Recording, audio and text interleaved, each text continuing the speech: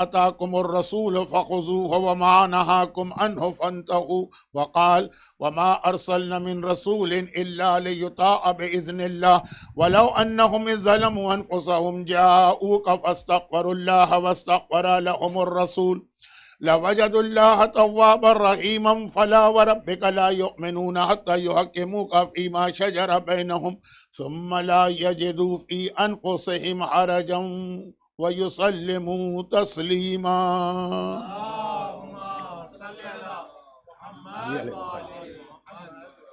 قرآن کریم کی جس دوسری آیت کی تلاوت کی گئی ہے یہ کل بھی تلاوت ہوئی، پرسوں بھی، لیکن آج اس آیت کے ساتھ ایک اور آیت کو ملا کے تلاوت کیا گیا، اور یہ مسلسل آیتیں ہیں۔ پہلی آیت، جو رسول تمہیں دے تمہیں لے لینا ہے، اور جس چیز سے رسول تمہیں روک دے رک جانا ہے، اسی کا نام اطاعت ہے۔ جو پھر دوسری آیت سورہ نساء آیت نمبر 64 اور 65، اچھا 65 نمبر کی آیت کی میں اکثر تلاوت کرتا رہتا ہوں، اور آج کا اصل موضوع یہی 65 نمبر کی آیت ہے۔ 64 نمبر کی آیت تو اس لیے تلاوت کی کہ ایک وہ تسلسل بنے، وما ارسلنا من رسول، ہم نے ہر رسول کو اس لیے بھیجا ہے تاکہ تم اس کی اطاعت کرو۔ اب بلائنڈلی فالو کرنا ہوتا ہے۔ اب اس کو اگر ہم اردو ترجمہ کریں تو لفظ ذرا نیگیٹو ہو جاتا ہے، اندھی تقلید۔ اب یہ پاکستان میں یا اردو میں ذرا سا اندھی تقلید کا لفظ نیگیٹو ذہن میں تصور لاتا، لیکن حقیقت یہ ہے کہ بلائنڈلی فالو کرنا، جو رسول نے کہہ دیا کہہ دیا۔ قرآن کہہ رہا ہے کہ ہم نے بھیجا ہی رسول کو اس لیے۔ ہاں پھر اگر تم سے گناہ ہو جائے، غلطی ہو جائے، اطاعت میں کمی ہو جائے، تم انسان ہو، تو پھر رسول کے پاس آؤ گے تو تم دیکھو گے اللہ تواب و رحیم۔ لیکن فلا وربک لا یؤمنون حتی یحکموک فیما شجر بینہم، اب یہ وہ آیت ہے جو آج آ رہی ہے، اور اس لیے یہ آیت بہت اہم ہے کہ خدا جو بھی اب اس آیت میں میسج دے رہا ہے قسم کھا کے دے رہا۔ اچھا قرآن کریم میں تو اللہ نے بہت قسمیں کھائیں، لیکن یہ والی قسم اس لیے مختلف ہے کہ اس میں اللہ خود اپنی قسم کھا رہا۔ باقی ہے زمانے کی قسم، فجر کے وقت کی قسم، میدان جہاد کے گھوڑوں کی قسم، سورج کی قسم، چاند کی قسم، لیکن یہاں فلا وربکا، تیرے رب کی قسم۔ جیسے حدیث قصہ میں اللہ نے اپنے عزت و جلال کی قسم کھائی ہے، وَعِزَّتِي وَجَلَالِي، یہاں اپنی قسم کھا رہا ہے، اور اپنی قسم کھا کے اعلان کیا کر رہا ہے؟ اگر ہم اور آپ ایک دوسرے کے لیے یہ بات کہیں تو وہ بات بالکل نان سینس ہے، کوئی اس کی اہمیت ہی نہیں۔ مثلا ہمارا کسی سے ذرا سا بھی اختلاف ہو جائے، ہم کہیں تم تو بے مان ہو، لیکن یہ اللہ کہہ رہا کہ تیرے رب کی قسم یہ لوگ مومن نہیں ہیں۔ اچھا کن کو کہہ رہا ہوگا؟ جو اپنے آپ کو مومن کہہ رہے ہیں۔ وہ ابو جہل کو تو نہیں کہہ رہا ہے اللہ، وہ تو اپنے آپ کو مومن کہتا ہی نہیں۔ اگر اللہ اس سے کہہ دے کہ تم مومن نہیں ہو تو وہ کہے گا میں تو کب کہا کہ میں مومن ہوں۔ یہ بات تو اسی سے کہی جائے گی نا جو اپنے آپ کو مومن کہہ رہا ہے۔ قرآن کہہ رہا ہے فلا وربک لا یؤمنون، یہ مومن نہیں۔ اب پوری آیت پڑھ کے اس کا ترجمہ کرنا اس کا وقت نہیں ہے میرے پاس، تو خلاصہ اس کے بعد آیت کا، تو آیت میں نے تلاوت کیوں کی اگر ترجمہ نہیں کر رہا ہوں آخری لفظ کے لیے؟ تو یہ مومن نہیں جب تک کہ اپنے ہر مسئلے میں فائنل ایتھارٹی تجھے قرار نہ دے، اور ثم لا یجدوا فی انفسہم حرجا مما قضیت، اور جو تو کہہ دے خالی بلائنڈلی اس کو فالو ہی نہ کریں، بلکہ ان کے دل میں بھی ذرا سا خیال نہ آنے پائے کہ یہ رسول نے کیا کہہ دیا۔ بہت ساری چیزیں ہم مان لیتے ہیں بات کسی کی، باپ نے ایک بات کہی، ہم نے باپ کی بات مان لی، لیکن دل میں خیال آیا کہ کیا بات باپ نے کہی۔ اب بہت ہی جلدی بات مکمل کرنے کے لیے میں ہمیشہ ایک ہی مثال دیتا ہوں کہ اسلام کے بعض ایسے احکامات ہیں کہ عمل چھوڑیے، سنتے ہی دل میں خیال آ جاتا ہے کہ آخر یہ کیا کہہ دیا۔ ان کے دل میں جو مخالفت نہیں کرنا چاہتے مگر دل میں تو خیال آ جاتا ہے۔ مثال کیا دیتا ہوں میں اکثر، ہماری عورتیں، اور خاص طور پر جب آپ ویسٹ میں آ جائیں اب ایک عورت سوچے گی کہ میں اسی باپ کی بیٹی ہوں جس کا بیٹا میرا بھائی، ہم دونوں میں کیا فرق ہے، ہمارا باپ ماں ایک ہی ہے، اور اسے کس بیس پر باپ کی جائیداد میں ڈبل حصہ ملا اور مجھے آدھا حصہ ملا، کیا فرق ہے ہم دونوں میں؟ خیال تو آئے گا، چاہے وہ اپنے اس آدھے حصے پر راضی ہو، قبول بھی کر لے بھی لے کہ بھئی اب اللہ نے کہا ہے تو ٹھیک ہے، دل میں خیال آئے گا نا۔ پھر وہی لفظ آئے گا جو آج کل بہت استعمال ہوتا ہے کہ سیکس کی بنیاد پہ ڈسکریمنیشن، صرف اس لیے مجھے آدھا حصہ دیا گیا نا کہ میں لڑکی یا عورت ہوں۔ اگر یہ کہا جاتا ہے جیسے وہ چھٹے امام کی حدیث ہے کہ پوچھا گیا فرزند رسول آپ اپنے بیٹے اسماعیل سے اتنی محبت کیوں کرتے ہیں؟ چھٹے امام کے کئی بیٹے تھے، اب ساتویں امام کی بات چھوڑے، وہ تو پھر وہی واقعہ مجھے سنانا پڑے گا جو اتنی دفعہ سنا چکا ہوں، یہاں تو نہیں، لیکن میرا مسئلہ یہ ہے کہ ایک مومن اٹلانٹا میں بیٹھے ہیں، میری ہر مجلس سن رہے ہیں جب سے میں نے مجلسیں پڑھنا شروع کی ہیں، اس وقت انٹرنیٹ نہیں تھا، یوٹیوب نہیں تھا، پورے ایام اعظام ہے کہ مولانا یہ تو آپ وہاں پڑھ کے گئے، ایک بیٹھے ہوئے افریقہ میں، وہ ہر مجلس سن رہے ہیں، تو یہ یہاں کے لوگ بیٹھے ان کے لیے بھی تو کچھ مجھے پڑھنا ہے نا۔ تو معصومین کا رشتہ، اب یہ بات ایسی آ گئی کہ وہ واقعہ بہت مختصر سنا رہا ہوں۔ کربلا کے بعد چوتھے امام مدینے آ گئے، تذکرہ ہو رہا ایک جگہ امام کے گھر میں، تو کچھ نوجوان بیٹھے تھے، وہ بہت جذبات میں آ گئے، بڑھ بڑھ کے باتیں کرنے لگے، فرزند رسول اگر ہم ہوتے کربلا میں۔ چوتھے امام آفٹر کربلا 34 سال رہے، 34 سال کا مطلب یہ کہ جو بچہ کربلا کے بعد پیدا ہوا وہ بھی چوتھے امام کی زندگی میں 30s میں پہنچ گیا، اور جب کربلا کے وقت 8 سال کے 10 سال کے تھے وہ تو سب مڈل ایج ہو گئے۔ تو اب یہ بات ہو رہی ہے یہ جنریشن جو کربلا کے بعد یا بڑی ہوئی یا پیدا ہوئی، ہم ہوتے تو یہ کر دے اور ہم ہوتے تو وہ کرتے۔ ہمارے یہاں ایک آدھ بھی نوحہ بھی ایسا، کاش میں کربلا میں ہوتا، وہ کاش تو زیارت وارثہ کا ہے، فَيَا لَيْتَنِي كُنْتُ مَعَكُمْ، لیکن وہاں اس وقت چوتھے امام کے سامنے بات ہو رہی، امام سن رہے، سر جھکا ہے سب کی بات، ہم اس طرح قربانی دیتے اور ہم اس طریقے سے جہاد کرتے اور ہم اس طرح سے اپنے آپ کو یا اپنی اولاد کو قربان کر دیتے۔ اب یہ واقعہ ایک دفعہ چھٹے امام کے زمانے میں پیش آیا تھا، وہ دوسرا کانٹیکس تھا، لیکن اس سے پہلے چوتھے امام کے زمانے میں، اچھا راوی کون ہے اس واقعے کے؟ خود پانچویں امام، کہ میں بیٹھا تھا اپنے بابا کے پاس جب یہ ساری باتیں ہوئی، تو وہاں اس وقت گھروں میں تندور گھر میں ہوتے تھے، آج بھی ایران میں کئی جگہوں پہ ہیں، روٹی وہیں بنتی تھی، تو وہ ایک کنیز نے آ کے تندور روشن کیا، اس میں آگ واگ کوئلے دہک رہے۔ آپ حضرات بھی شاید باربیکیو کے عادی ہوں، جو لوگ باربیکیو کرتے ہیں، کوئلے وائلے، امام نے کہا جاؤ ایک ایک کوئلہ اٹھا کے لاؤ، جلتا ہوا۔ میں واقعہ نہیں سنا رہا ہوں پورا، پھر کیا سنا رہا ہوں، یہ جملہ پانچویں امام کہتے ہیں ادھر میرے بابا نے آدھا جملہ بھی کہا اور میں دوڑ کے چلا، بابا نے روک دیا، چوتھے امام نے پانچویں کو روک دیا، کہا بیٹا یہ میں تمہارے لیے نہیں کہہ رہا ہوں، انتا منی وانا من کا، مجھ میں تجھ میں فرق کیا ہے، تو میں ہوں اور میں تو ہے، یہ تیرے لیے نہیں ہے، یہ دوسروں کے لیے۔ تو یہ جو ایک فارمولہ، ایک اصول ہے، اس کو ذہن میں رکھ کے بعض ایسے واقعات سنا کریں جہاں پر کوئی امام معصوم اپنے بعد والے معصوم کے حوالے سے کوئی ایسی بات کہتا ہے، جیسے اب چھٹے امام اولاد ہے، سب سے زیادہ تو ساتویں امام کو سے محبت کرتے ہوں گے، لیکن وہ ساتویں تو چھٹے ہی کا حصہ ہے، انتا منی وانا من کا، تو میں ہے میں تو، اس کو چھوڑ دیں۔ مولا آپ کے کئی بیٹے ہیں، آپ سب سے زیادہ اسماعیل سے کیوں محبت کرتے ہیں؟ اسماعیل چھٹے امام کے بڑے بیٹے، جس پر آغا خانی فرقہ بنا، جس پر بوری فرقہ بنا، کہا اس لیے کہ وہ میرا بہت زیادہ اطاعت گزار ہے، بہت زیادہ میری کیئر ٹیکنگ کرتا ہے، میرا بہت زیادہ خیال کرتا ہے۔ تو چلیں اس بیس کے اوپر اگر کہا جائے کہ بیٹے کو ڈبل حصہ دو، بیٹی کو سنگل، تو سمجھ میں آتا ہے، مگر یہ تو بیس نہیں ہے نا کہ بس صرف اس لیے کہ تم لڑکی ہو تمہیں آدھا حصہ ملے گا، قبول بھی کر لے گی۔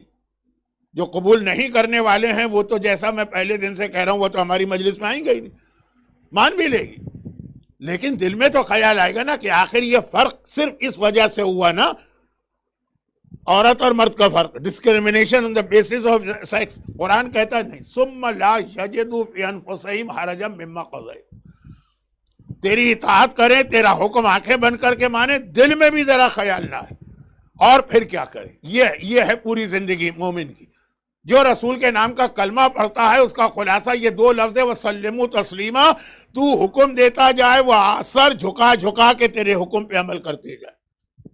آج کی 21 سینچری میں یہ بات کہنا بہت مشکل ہے، اور اگر کہہ دی جائے تو اس بات کو ڈائجسٹ کرنا اس سے زیادہ مشکل ہے، اور خاص طور پہ جو ہماری ینگ جنریشن ہوگی۔ لیکن ہمارا اور رسول کا آخر میں رشتہ یہی بنے گا۔ دوسرے الفاظ میں بہت ہی مختصر، کبھی پیغمبر کے کسی حکم کے حوالے سے یہ لفظ زبان پہ نہ آئے کہ وائی۔ یہ ہے سورہ نساء کی وہ آیت جو زیارت کے لیے 25 ملین مومنین کو ہر سال صرف 40 کے دن کربلا لے جاتی ہے، اور سارا سال، مگر اس کا اختتام اس بات پر ہوا کہ جا تو رہے ہو زیارت کے لیے، آ بھی رہے ہو، بہترین عبادت کر رہے ہو، کربلا جا کے آقا حسین کی زیارت نہیں کرتے، عرش الہی پہ جا کے خدا کی زیارت کر کے آ رہے ہو، لیکن سلموا تسلیما، جذبہ یہ لے کر آؤ کہ پیغمبر کے ہر حکم کے سامنے سر جھکانا ہے۔ اور اب سنیے اس انداز سے، اب میں وہ روایت پڑھ رہا ہوں جو میں نے 1445 دفعہ پڑھی ہوئی ہے، تو شاید ہی کوئی ایسا بچہ ہو جس نے میری کوئی مجلس سنی اور یہ روایت نہ سنی، اس لیے اس کو مختصر کر کے پڑھ رہا ہوں۔ اور روایت یہ ہے کہ ابو بصیر اسدی کوفی بہت عظیم صحابی ہیں، چھٹے امام کی خدمت میں ہیں، کچھ باتیں ہو رہی ہیں کہ غلام نے آ کر کہا کہ مولا خاتون آپ سے مسئلہ پوچھنے آئی۔ یہ خاتون خود اپنی جگہ ایک بہت اہم کیریکٹر ہے، جن کا ہاتھ بھی کاٹ دیا تھا گورنر مدینہ نے، پہلے زیدی تھی، بعد میں پھر امام کی اطاعت میں آئیں۔ لیکن میں نے کہا نا کہ اگر اس طرح سے ہر چیز سمجھا کے بات کروں گا تو کبھی موضوع مکمل نہیں ہوگا۔ بہت قابل احترام خاتون ہیں، مسئلہ پوچھنے آئی، مسئلہ پوچھنا امام نے کل ہی کرا، وہ آئی، بہت مشہور۔ اب جو میری بہت مجلسیں جنہوں نے نہیں بھی سنی، 1445 دفعہ ایک اندازن میں کہہ رہا ہوں، تو اتنی دفعہ پڑھا ہوا واقعہ ہے، کہیں نہ کہیں سنا ہوگا۔ بس بہت جلدی سے آگے بڑھوں۔ آنے کے بعد کہا فرزند رسول میں بیمار ہوں، اور ایسی بیماری میں مجھے جو انتہائی تکلیف دے۔ لاسٹ سینچری میں جب سے یہ پینسلین دریافت ہوئی تھی، اس کے پین کلر، اس کے بعد تو کافی چیزیں ایسی سالو ہو گئی، لیکن اس سے پہلے بیماریاں، تکلیف، درد، کوئی پین کلر ہی نہیں تھا دنیا میں۔ اور یہ بات تو ہے 1300 سال پہلے، مطلب بہت تکلیف، بہت درد، بیماری اپنی جگہ پہ، جیسے کینسر کا پیشنٹ کبھی کبھار کس سٹیج پہ آتا۔ خیر، جہاں کوئی چوائس نہ ہو، کوئی آپشن نہ ہو، کوئی دوا نہ ہو، تو آدمی کیا کرے گا؟ برداشت ہی کرے گا۔ لیکن مولا میرا مسئلہ یہ ہے کہ ایسی بیماری کئی اور لوگوں کو مدینے میں ہوئی، وہی ان کے ڈاکٹر ہیں جو میرے ڈاکٹر ہیں، انہوں نے علاج کیا، وہ ٹھیک ہو گئے، اور ان کا درد بھی پہلے ختم ہو گیا، پھر بیماری بھی ٹھیک ہو گئی۔ اچھا، ضروری نہیں ہے کہ اگر آپ ایک جیسی دو بیماریاں لگیں تو سیم ہی کنڈیشن ہوگی۔ میں ڈائبیٹک پیشنٹ، اور اتنی دفعہ ممبر پہ میں اس کا تذکرہ کرتا ہوں کہ میرے بچوں کو میرے بارے میں نہیں پتا جتنا میرے مجمع کو پتا ہوتا، لیکن مجھے معلوم ہے کہ ڈائبیٹک کی 40 قسمیں اب تک دریافت ہو چکی ہیں۔ بظاہر سب ڈائبیٹک پیشنٹ، سب کا شوگر لیول ہائی ہے، سب کا پینکریاس خراب ہے، لیکن ہر ایک کی الگ الگ قسم۔ تو ایک چیز ایک کو فائدہ پہنچاتی ہے، وہ دوسرے کو نہیں پہنچائے گی، کیونکہ شروع میں بہت دھوکہ میں نے کھایا۔ ہر ڈائبیٹک پیشنٹ اپنا تجربہ لے کے آیا، پتہ نہیں کتنی نیم مجھے کھلا دی، کتنے کریلے مجھے کھلا دیے، کتنے چرائتا مجھے کھلا دیا، بوریاں کے بوریاں، فائدہ کچھ نہیں ہوا، کیونکہ میری ڈائبیٹک دوسرے قسم کی تھی۔ یہ میرا موضوع نہیں، بات کیوں آ گئی؟ اس خاتون کے جملے پر۔ مولا جو بیماری مجھے وہ ان کو ہے، جیسا درد مجھے ان کو ہے، ان کا سارا پرابلم سالو ہو گیا، وہی ڈاکٹر بھی وہی۔ تو میں نے اپنے طبیبوں سے پوچھا کہ آخر ایسا کیوں ہوا ہے؟ انہوں نے کہا اس بیماری کی فی الحال ایک ہی دوا، اور وہ ہمارے کو بتاتے ہیں، تمہیں نہیں بتا سکتے۔ اب یہ چونکہ بہت ہی نیک، مقدس، قابل احترام گھرانے کی ہیں، میں نے شروع میں کہا تھا نا کہ ان کا انٹروڈکشن ہی ایک بہت اہم چیز ہے، لیکن ٹائم نہیں۔ کہا بتاؤ کیا دوا ہے؟ کہا اس کا علاج صرف شراب۔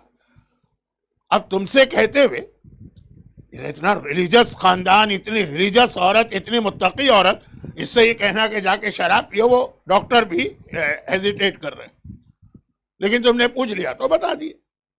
سب کا علاج اسی سے ہوا.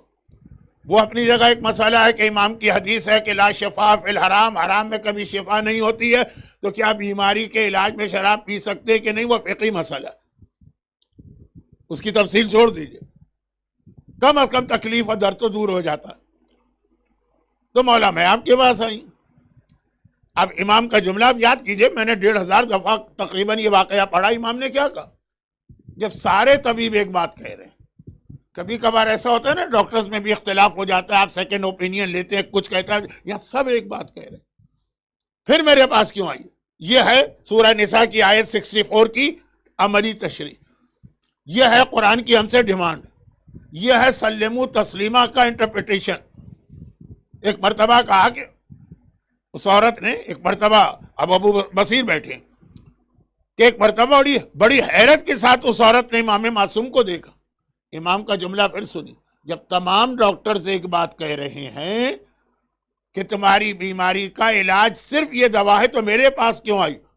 اس نے حیران ہو کے دیکھا کہ فرزند رسول، میں نے اپنا امام آپ کو مانا ہے، ان کو نہیں مانا. میں اس لیے آپ کے پاس آئی کہ جو عمل بھی اس دنیا میں کروں گی، سورہ کہف کی آیت، لیکن میں آیت بھی نہیں پڑھ رہا ہوں کیونکہ 2 دن سے میں 75 منٹ کی تقریر کر رہا ہوں ویک ڈیز کے اندر، مجھے خود شرمندگی ہے، آیت بھی نہیں پڑھ رہا ہوں. مولا جو عمل بھی میں کروں گی قیامت پہ جب میرا نامہ اعمال کھولے گا، کل رات کی مجلس میں آیا کہ اس وقت کون ہماری مدد کرے گا، لیکن جب نامہ اعمال کھولے گا تو اس میں میرا ایک ایک عمل لکھا ہوگا. سورہ کہف کی آیت ہے کہ جس کے ہاتھ میں یہ کتاب دی جائے گی نامہ اعمال، ہر انسان کے ہاتھ میں، وہ حیران ہو جائے گا یہ کون سا نامہ اعمال ہے جس میں میرا ایک ایک عمل صغیرتن ولا کبیرہ، چھوٹے بڑا ہر ایکشن ہے.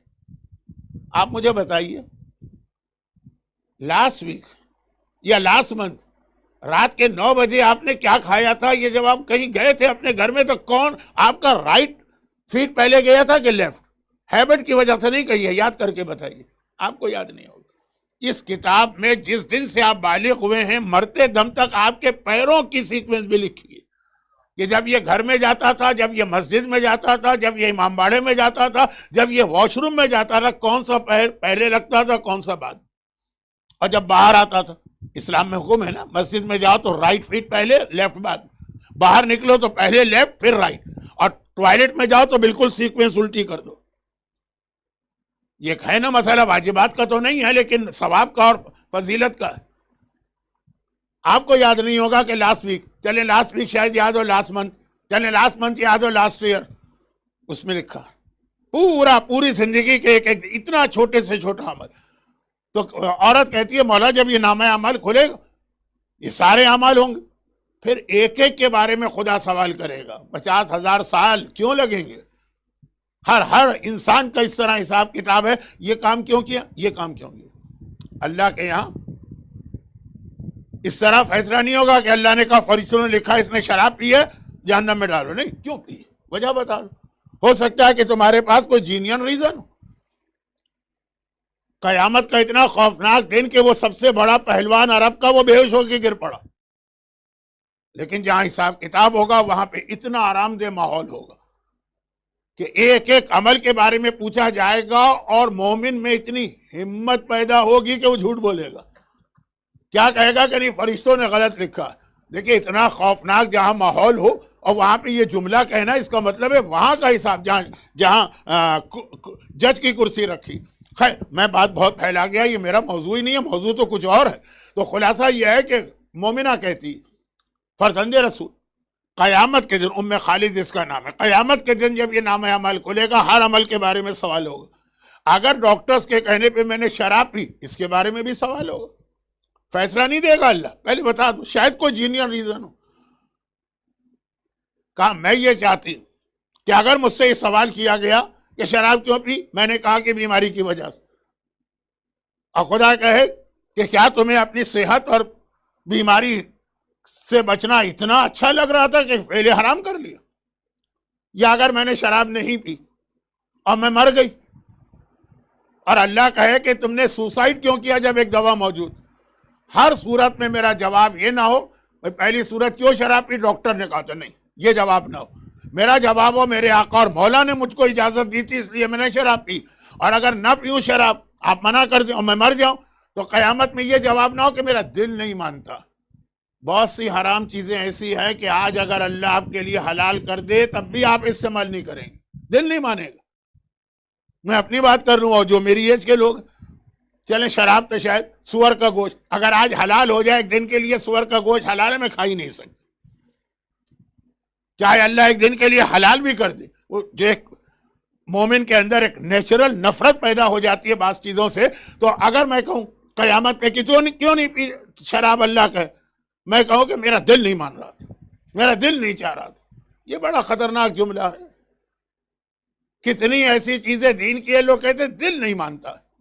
ابھی آئیے اس کے اگلے سٹیج پہ جائیں گے۔ مولا، تو میں یہ چاہتی ہوں کہ ہر عمل کا قیامت میں جواب یہ ہو کہ میرے مولا نے کہا۔ شراب پیوں تو یہ کہوں کہ مولا نے کہا ہے، نہ پیوں تو یہ کہوں کہ میرے مولا نے کہا۔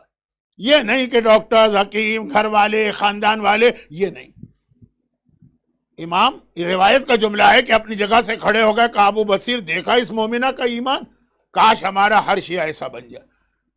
1445 دفعہ روایت پڑھی ہے تو آج 1446 سمجھ لیجئے، لیکن اس کا جو میسج، مومن کا ہر عمل، چلنا پھرنا، کھانا پینا، سونا جاگنا، ہنسنا رونا، حکم رسول کے مطابق۔ یہ نہیں کہ اسلام بہت آپ کو سختیوں میں باندھ دیتا ہے، نہیں، بہت ہی فلیکسیبل دین ہے اسلام، اگر ہم اس کی صحیح معلومات حاصل کریں۔ بھئی یہ جو 2 دن پہلے 2 دن بعد چلی تھی نا، ایک دن کی زندگی بھی ہو تو علم حاصل کرو تو اسلام بہت زیادہ آپ کو آرام دہ اور اچھا دین لگے گا۔ ہاں کچھ امتحان تو دینا پڑیں گے، لیکن ابھی کی میری گفتگو سے لگ رہا ہوگا کہ یہ تو کمیونزم سے بھی زیادہ سختی میں باندھ دیا۔ نارتھ کوریا میں بھی اتنی سختی نہیں ہوگی کہ پیر بھی نہیں ہلا سکتے، ہنس بھی نہیں سکتے، رو بھی نہیں سکتے، ایسا نہیں۔ جو انسٹرکشن ہمیں دی گئی ہیں اس کے اندر آپ جائیں گے، لیکن وہ بات کا موضوع اب آگے بڑھی۔ ایسی اطاعت اگر ہم کو رسول کی کرنا، تو ہمیں پتہ کیسے چلے کہ رسول نے ہمارے ہر ایکشن کے لیے ہمیں انسٹرکشن کیا دی؟ یہ پتہ کہاں سے چلے؟ کیا ہمارے پاس پورے قرآن کی ساری آیتیں موجود ہیں ذہن میں؟ جو کل بات ہو رہی تھی، کیا 70,000 سے زیادہ حدیثیں ہمیں معلوم ہیں؟ اور اس میں یہاں پہ ایک چھوٹی سی بات ضمناً عرض کر دوں، ضمناً، اگرچہ یہ خود بہت اہم موضوع ہے، لیکن یہ بیچ میں اس لیے بہت کم ٹائم لے رہا ہوں کہ یہاں 5 مجلسوں میں موضوع مکمل نہیں ہو سکتی۔ چھوٹی سی ایک بات، ہمارے نوجوانوں کو نہیں، نوجوان بھی میں غلط کہہ رہا ہوں، ہمارے بوڑھوں کو بھی اپنی حدیث کی کتابوں کے نام نہیں معلوم، غیروں کی حدیث کی کتاب نام معلوم۔ صحیح بخاری ہر بچہ جانتا ہے، بچہ بھی جانتا ہے، بڑوں کو تو چھوڑے۔ صحیح مسلم بچہ بھی جانتا ہے، اور بڑوں کی بات تو چھوڑے۔ گھر میں بیٹھنے والی عورتوں کو بھی پتا ہے کہ کتاب صحیح بخاری ہے، کتاب صحیح مسلم، کبھی ترمذی کا نام بھی سنا ہے لوگوں نے۔ اور خلاصہ یہ کہ جی 6 کتابیں، نہ بخاری ہماری کتاب ہے، نہ مسلم ہماری کتاب ہے، نہ ترمذی ہماری کتاب ہے، نہ 6 کتابوں کا ہمارے پاس کوئی کنسپٹ۔ اپنی کتاب لے دے کے ایک نام معلوم ہوتا ہے اصول کافی، جبکہ یہ بھی انکمپلیٹ نام ہے، اس کا نام اصول کافی ہے ہی نہیں، اس کا نام کافی۔ اس کے 3 حصے، ایک اصول ہے، ایک فروع ہے، ایک روضہ ہے۔ باقی تو کتابوں کے نام بھی لوگوں کو نہیں معلوم۔ اور خاص طور پر جو اچھا جملہ ذرا وقت سے پہلے آ رہا ہے، ہمارے پاس حدیث کی 4 اہم کتابیں ہیں، ان میں سے جو آخری 2 کتابیں ہیں وہ اس اعتبار سے زیادہ اہم ہیں۔ پہلی 2 کتابیں انہوں نے لکھی ہیں جو مجتہد نہیں تھے، محدث تھے، حدیث۔ آخری 2 کتابیں اس نے لکھی ہیں جو محدث بھی تھا اور مجتہد بھی تھا۔ فرق کو نہیں سمجھانا چاہتا ہوں کیونکہ بہرحال سب قابل احترام 4 کتابیں۔ اور یہ بھی ایک اتفاق ہے کہ 4 کتابیں جو ہیں 3 علماء نے لکھی ہیں۔ پہلی کافی محمد ابن یعقوب کلینی، دوسری من لا یحضرہ الفقیہ شیخ ابو جعفر محمد ابن علی ابن بابوائے قمی جو شیخ صدوق کہلاتے ہیں، تیسری اور چوتھی دونوں کتابیں ایک ہی عالم نے لکھی ہیں، ابو جعفر شیخ محمد ابن حسن توسی. اب یہ تینوں کے نام محمد. چنانچہ ایک لفظ ہمارے یہاں استعمال ہوتا ہے ٹرم محمدون الثلاثہ، 3 محمد. بڑے بڑے آپ 70 سال مجلس سننے والوں سے پوچھئے تو ان کو پتہ نہیں ہوگا کہ کیا چیز. تینوں کے نام بھی محمد ہے اور تینوں کی کنیت بھی سیم ہے، ابو جعفر ابو جعفر ابو جعفر. خیر، اب یہ تو ذرا سا میں نے کہا نا کہ ضمناً ایک معلومات کے لیے بات ہے. پہلی کتاب ہماری کافی ہے، صحیح کافی نہیں. یعنی لفظ صحیح ہم استعمال نہیں کرتے کیونکہ اس کی ہر حدیث صحیح نہیں، بلکہ آج کل اسی کی ایک حدیث پہ ایک بہت بڑا ایشو دنیا میں کھڑا کر دیا گیا. دوسری کتاب من لا یحضرہ الفقیہ، شیخ صدوق جیسے عظیم محدث کی ہے، جن کی 8ویں امام کے حوالے سے کتاب کا میں نے کل نام لیا، لیکن اس کتاب کو بھی ہم نہیں کہتے ہر حدیث صحیح. تیسری کتاب تہذیب. اب یہ ذرا آپ کا ٹائم تھوڑا سا ویسٹ ہو رہا ہے، معلومات کے لیے نہیں کہہ رہا ہوں، آخری جملے پہ آ رہا ہوں. تیسری ہے کتاب تہذیب اور چوتھی ہے کتاب الاستبصار. اب یہاں روکیے، یہ چوتھی کتاب. 4 اہم ہماری کتابیں. اب میں ایک سوال کا سوال میں نے آپ سے کیا ہے نا، جواب بھی میں دے رہا ہوں. سوال یہ تھا کہ غیروں کی ہر کتاب کے نام، یا ہر تو نہیں، بڑی جو مشہور کتابیں معلوم ہیں، اپنوں کے نام نہیں معلوم ہمارے عوام کو. وجہ کیا ہے؟ بہت اہم وجہ ہے. وجہ یہ ہے کہ ہمارے علماء اپنی کتابوں کے نام زیادہ ممبر پہ نہیں لیتے. تو کیا علماء غلطی کرتے ہیں؟ نہیں. وجہ سنیے. ایک طویل عرصے تک شیعت کا طریقہ کار یہ رہا ہے کہ اپنے مجتہدین اور مراجع پہ اتنا ٹرسٹ ہوتا تھا.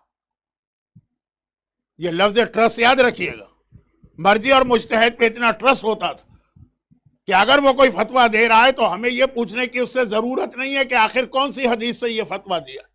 ہمارا ٹرسٹ ہے کہ جو وہ کہہ رہا ہے نائب امام ہے، مرجع ہے، مجتہد ہے، وہ حدیث امام کی روشنی میں کہہ رہا. اب آج وہ زمانہ آ رہا ہے کہ یہی ٹرسٹ ختم ہو رہا ہے. اچھا، آدھی مجلس تو گزر گئی ہے، تو اب امکان تو بہت کم ہے، پھر بھی شاید کچھ لوگ آ جائیں تو ذرا سا آپ پہلے سے ادھر ہو جائیں. یہ کافی جگہ ہے تاکہ میں بعد میں ڈسٹرب نہ ہوں. ادھر آ جائیے. دیکھیں، ٹرسٹ وہ زمانہ تھا کہ ہمارے لیے اتنا کافی تھا کہ آغا محسن حکیم کا یہ فتویٰ. کس وجہ سے؟ کیا ان کے پاس دلیل ہے؟ ان کی ان کون سی حدیث ہے؟ ہمیں ضرورت ہی نہیں پوچھنے کی. یہ ٹرسٹ کی بات ہوتی. آغا بروجردی کا یہ فتویٰ ہے، بس ٹرسٹ کی بات. آغا ابوالحسن اصفہانی نے کہا ٹرسٹ کی بات. جب ٹرسٹ تھا تو لوگ ضرورت ہی محسوس نہیں کرتے. چنانچہ ان کتابوں کے نام لینے کی عام آدمیوں کے سامنے کوئی ضرورت نہیں.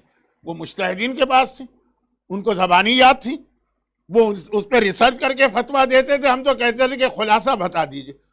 وہ ساری حدیثیں آپ نے پڑھ لی، حدیثیں آپ نے پڑھ لی، ریسرچ آپ نے کر لی ہے، راویوں کے حالات پہ آپ نے ڈسکس کر لیا، بتائیے نتیجہ کیا؟ ہم کو تو نتیجہ چاہیے. یہ ایک طویل عرصے تک شیعت کے پاس مرجعیت کے حوالے سے اتنا ان کو اپنے مراجع پہ کانفیڈنس یا ٹرسٹ تھا. جو غیر اجتہاد کا دروازہ بند کر کے پچھتا رہے تھے، ہمیں اس لیے کوئی خاص ضرورت نہیں ہوتی تھی کتابوں کے نام لینے کی. اب آج کل وہ ٹرسٹ ختم ہو رہا ہے. اچھا، دوسری ایک اور وجہ، وہ جو چوتھی کتاب کا میں نے نام لیا نا، میں بڑے موٹے موٹے نام لے کر یہ نہیں ظاہر کرنا چاہتا کہ میرے پاس کوئی بہت نالج ہے، یہ میموری ہے. ایک خاص وجہ. دوسری بات یہ تھی کہ ہمارے مراجع اور مجتہدین اور علماء پبلک کو کنفیوز نہیں کرنا چاہتے تھے کہ ایسا نہ ہو کہ کسی مسئلے کو ہم سمجھانے جائیں گے، مسئلہ تو سالو نہیں ہوگا، یہ لوگ نہ صرف یہ کہ کنفیوز ہو جائیں گے، بلکہ اگلا جملہ خود امامت یا اسلام کے بارے میں ان کے دل میں شک پیدا ہوگا.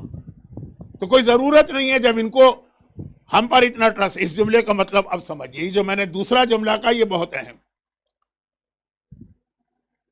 ایک سوال یہ ہوتا ہے، یہاں بھی ایک بچے نے مجھ سے سوال کیا، ابھی مجھے آئے ہوئے یہاں دن ہی کتنے ہوئے، کہ جی وہ مجتہدین جو ہے نا، وہ جو فتوے دیتے ہیں تو وہ امام سے ہٹ کے فتوے دیتے ہیں. اور یہ ایک اہم سوال جو کل بھی میں نے آپ سے کیا تھا کہ جب اللہ ایک، قرآن ایک، اسلام ایک، قول معصوم ایک، تو فتوے دو کیوں؟ یہی غلط جملہ.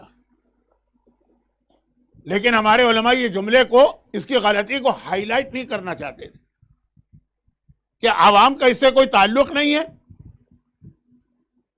بلا وجہ لوگ کنفیوز ہو جائیں گے، اور ان میں کچھ لوگ جن کے عقیدے اتنے اسٹرانگ نہیں ہیں وہ مشکوک ہو جائیں گے. کنفیوز الگ چیز ہے، مشکوک الگ چیز.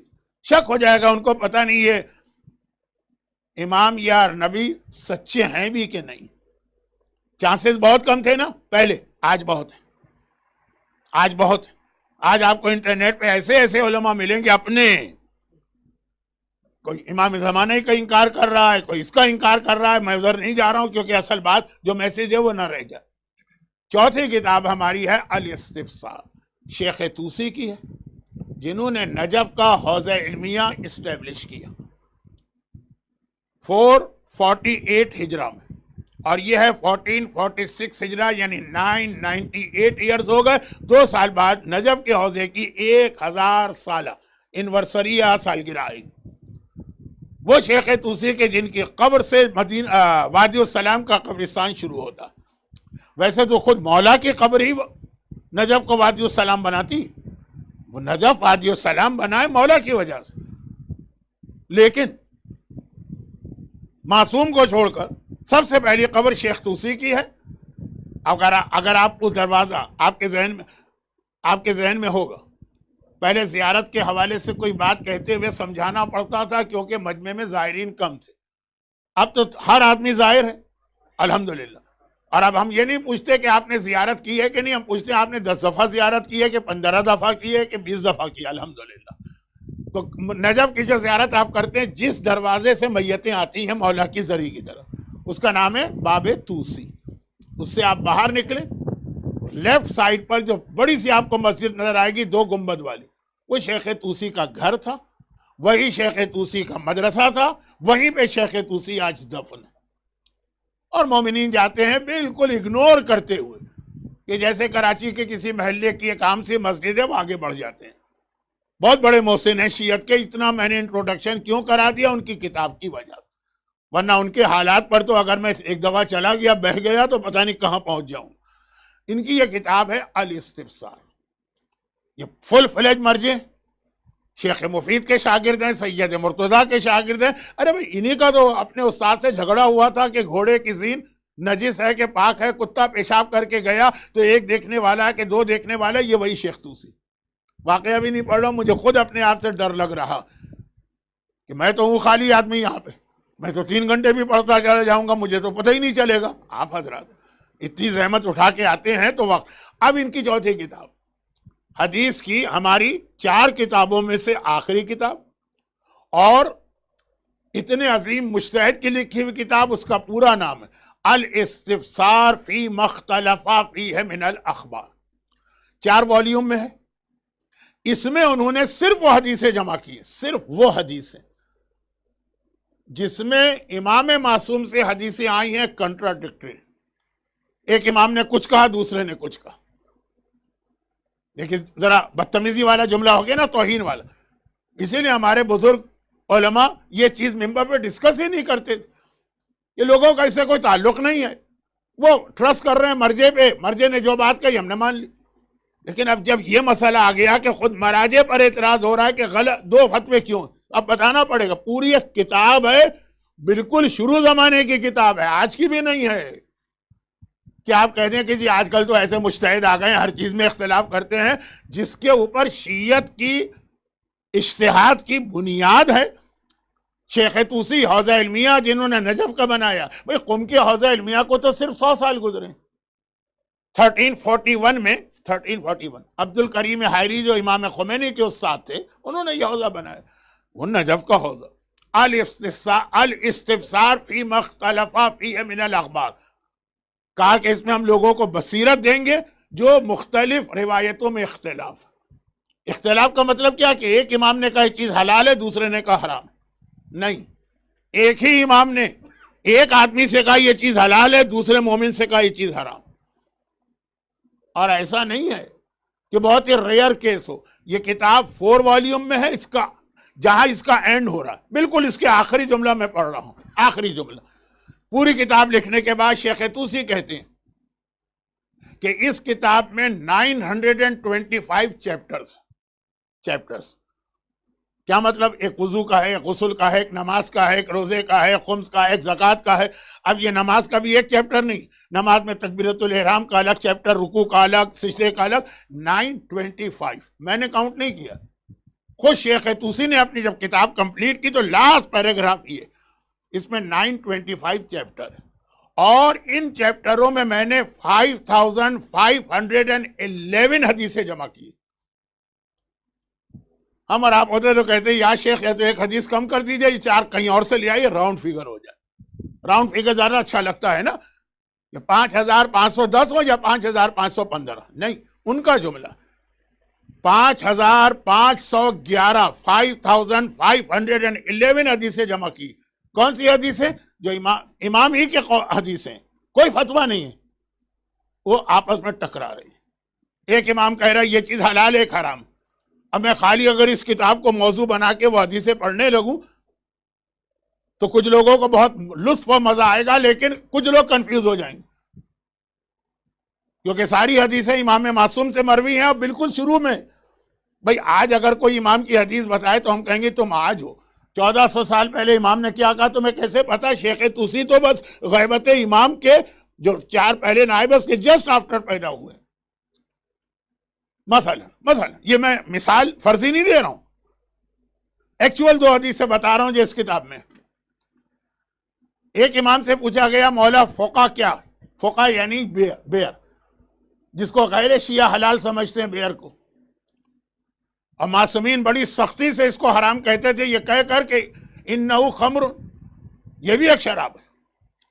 لیکن اس کتاب میں پوچھا گیا 7 حدیثیں یا 6، امام نے کہا حرام، مگر 2 حدیث امام نے کہا یہ مکروہ، اور ایک حدیث میں امام نے وہ لفظ استعمال کیا وہ بھی مکروہ کا لفظ ہے، مجھے پسند نہیں.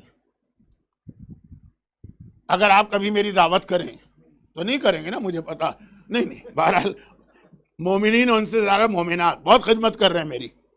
تو اب یہ ہے کہ میں گیا، میں نے کہا بھائی فلاں چیز نہ پکائیے گا، مجھے پسند نہیں. یہ حرام کے لیے لفظ نہیں استعمال ہوتا، مجھے پسند نہیں، لا احبہ. تو یہ جو امام نے کہا کہ مجھے پسند نہیں ہے، اس کا مطلب کیا ہوگا کہ یہ حرام نہیں. اب یہ بھی حدیث ہے، یہ بھی امام معصوم سے، وہ بھی امام معصوم سے. مجتہد بیچارہ کیا کرے؟ آپ نے تو یہ کہہ کر چیپٹر ہی کلوز کر دیا کہ اللہ ایک، اسلام ایک، قرآن ایک، شریعت ایک. ہر امام وہی کہتا ہے جو باقی امام کہتے ہیں. جا کے دیکھیے 5511 تو صرف ایک عالم نے حدیثیں جمع کی، اور انہی راویوں سے، جن راویوں سے آپ کے پاس باقی ساری معتبر حدیثیں آئی ہیں. اور یہ خالی ایک چیز کا مسئلہ نہیں، ایک مچھلی کا مسئلہ ہے جس پہ چھلکا ہے کہ نہیں، ایک امام نے کہا کھاؤ، ایک امام نے کہا حرام ہے. مثالیں اتنی ہیں نا کہ میں ڈر رہا ہوں، شاید آپ کے علم میں ہو شاید نہ ہو، کہ فقہ میرے لیے ایک بہت دلچسپ سبجیکٹ ہوتا ہے.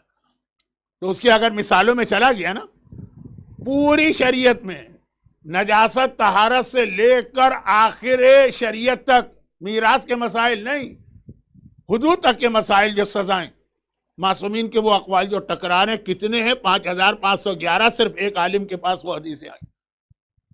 نہیں بتاتے تھے علماء اس لیے کہ کیا فائدہ لوگوں کو کنفیوز کرنے کا. ان کا جو اعتقاد اپنی جگہ ہے وہ بالکل صحیح ہے کہ سارے امام نے ایک بات کہی، اگر کہیں کوئی اختلاف ہے تو کوئی نہ کوئی اس کا ریزن ہوگا. اچھا، شیخ طوسی نے اس کتاب میں خالی حدیثیں نہیں لکھی، پھر آگے اپنے حساب سے، وہ مجتہد ہے نا، جمع کیا ہے کہ ایک کنٹرڈکشن کیوں آیا ہے،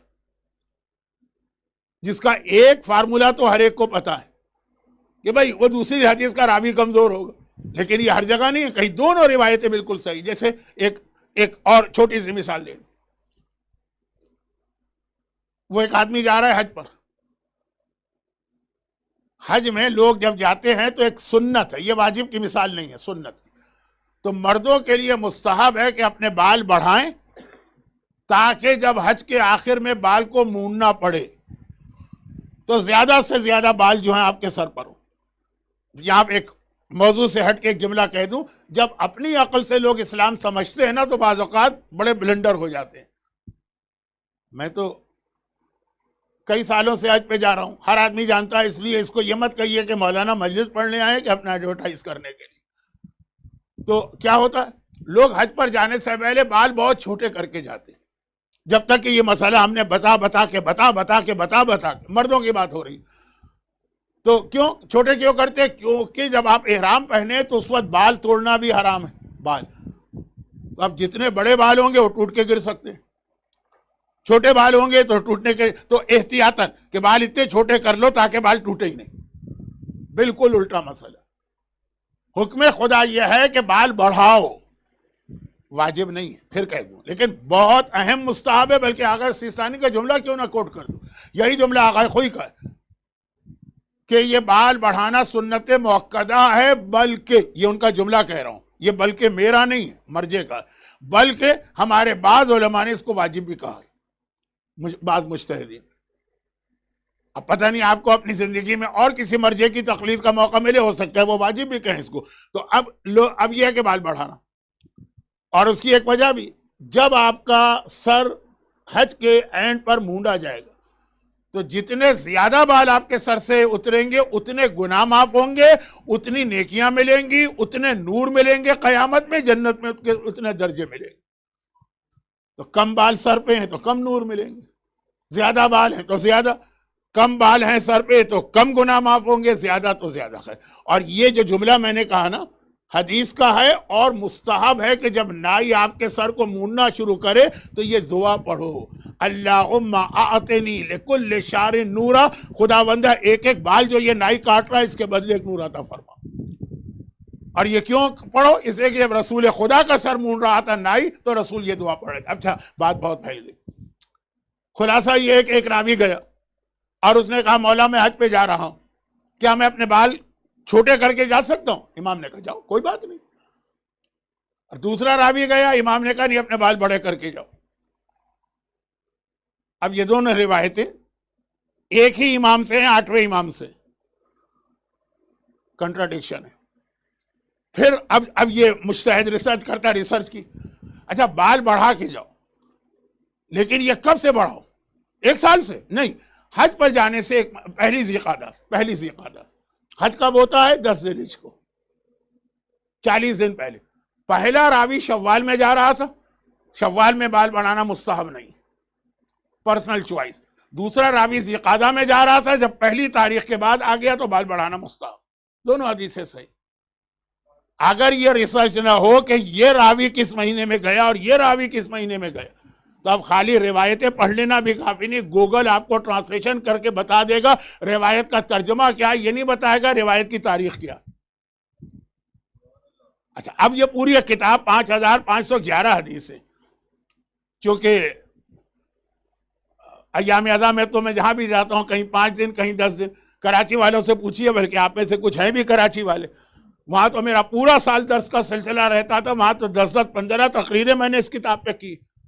میں نہیں کرنا چاہ رہا تھا کیونکہ اس میں کچھ لوگ ایسے بھی ہیں جو کنفیوز ہو جائیں گے کہ پھر تو یہ امام کے بارے میں شک ہوگی کہ یہ تو امام معصوم نہیں لگ رہے ہیں کہ ایک کچھ کہہ رہا ہے دوسرا کچھ کہہ رہا ہے۔ لیکن یہ اس وقت تک صحیح تھا جب تک کہ لوگوں کو اتنا ٹرسٹ مرجع پر بھی تھا اور وہ ضرورت محسوس نہیں کرتے تھے کہ بھئی آپ نے فتویٰ دیا تو آپ کے پاس کون سی حدیث۔ لیکن اب چونکہ مرجعیت کے خلاف جو مہم شروع ہو رہی ہے، مرجعیت از our ریڈ لائن، یہ ہماری ریڈ لائن۔ جب مرجعیت کو کوئی نقصان پہنچائے یا کراس کرے گا ریڈ لائن، گویا غیبت امام میں دین کا خاتمہ کرنے کی کوشش کر رہا۔ دین ختم نہیں ہوگا، اللہ بچانے والا ہے، لیکن وہ یہ کوشش کر رہا ہے ریڈ لائن کراس کرنا۔ تو اس میں سب سے بڑا اعتراض یہ ہوتا ہے کہ بھئی ان کے 2 فتوے کیوں ہو گئے؟ امام نے تو ایک ہی بات کہی ہوگی۔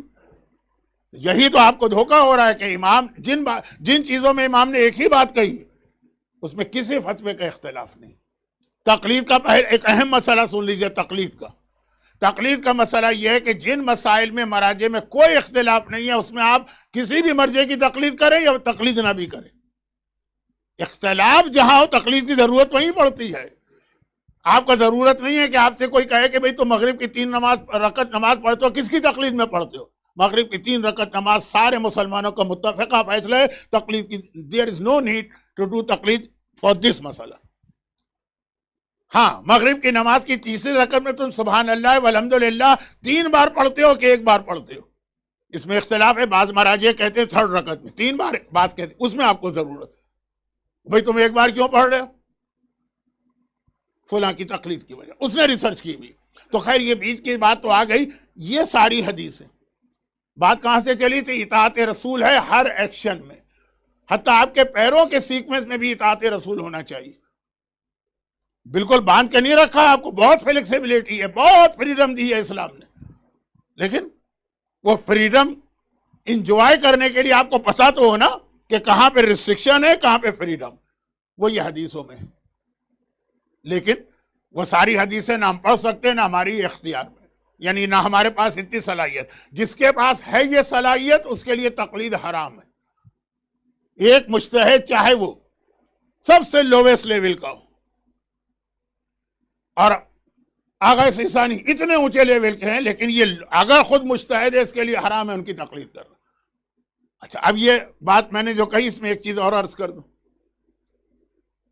کیا آپ کہیں گے کہ یہ حدیث اچھا تو یہ حدیثوں میں، ارے خود قرآن کے اندر بھی یہ اختلاف ہے۔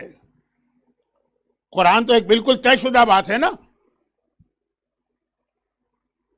کہ قرآن آپ سمجھتے ہیں کہ قرآن کا ٹیکسٹ تو تمام مسلمان ایک جیسا مانتے ہیں، یہ بھی غلط فہمی۔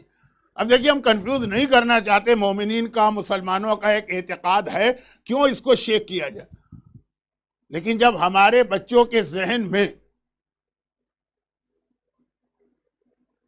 یہ یوٹیوب کے ذریعے سے یا فیس بک کے ذریعے سے زہر گھولا جا رہا ہے، اور علماء اس لیے خاموش کہ جی ہم لوگوں کو کنفیوز نہیں کرنا چاہتے، تو سامنے والا آلریڈی کنفیوز کر چکا ہے، اس کا جواب دینا پڑے گا۔ قرآن کی بھی کئی آیتیں ایسی ہیں جن میں مسلمانوں میں اختلاف ہے کہ آیت یوں ہے کہ آیت یوں ہے۔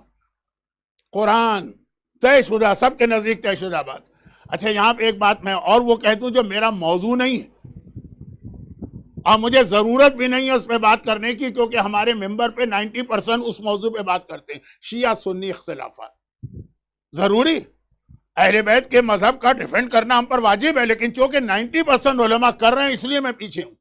لیکن اس پہ ایک چھوٹی سی بات، یہ اعتراض کیا جاتا ہے کہ جو اہل سنت کی طرف سے، سب نہیں جو دشمن ہے، یہ شیعہ حضرات قرآن کو کمپلیٹ نہیں سمجھتے ہیں، اس میں تحریف کے قائل ہیں۔ اور کس بیس پہ یہ اعتراض کرتے ہیں کہ یہ حدیث ان کے پاس ہے، کافی میں یہ لکھا ہے کہ قرآن تو اتنا بڑا تھا تو آج تو قرآن اتنا رہ گیا، وہ ساری حدیثیں لاتے ہیں۔ یہ ساری حدیثیں اہل سنت کے پاس بھی۔ ہمارا ایک بہت اہم اکیڈمک علمی خاندان گزرا ہے، ہم اپنی ہسٹری سے واقف نہیں ہیں، لیکن ایک بہت اہم علمی خاندان گزرا ہے بہار، کھجوا بہار، انڈیا کا، یہ پاکستان بننے سے پہلے کی بات۔ حکیم سید اظہر علی، رسالہ اصلاح انہوں نے جاری کیا، پھر ان کے بیٹے مولانا سید علی حیدر، یہ وہ علماء تھے جنہوں نے فاقے کیے، بہت ہی لو پروفائل پہ زندگی گزاری، ٹوٹے ہوئے گھر تھے، لیکن اتنی انہوں نے ریسرچ کی۔